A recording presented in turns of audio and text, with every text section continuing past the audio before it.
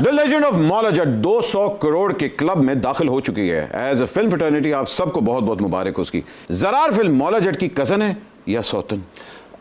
सबसे अच्छी बात तो ये है कि मौला जट हिट हुई।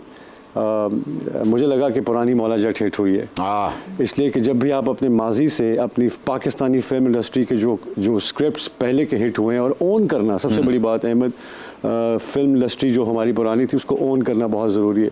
हम अक्सर जब मैं फिल्मों में जो पंजाबी फिल्में करता था तो लोग ऐसा कहते थे आप गंडासा पकड़ के ये चल करते हैं, गंडासा पकड़ के ये करते हैं।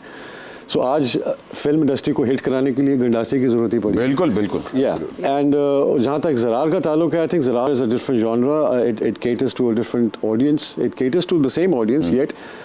लेकिन मुझे लगा कि ज़रार का इसमें इसलिए कंपटीशन इतना नहीं है because Maula Jatt is a period film.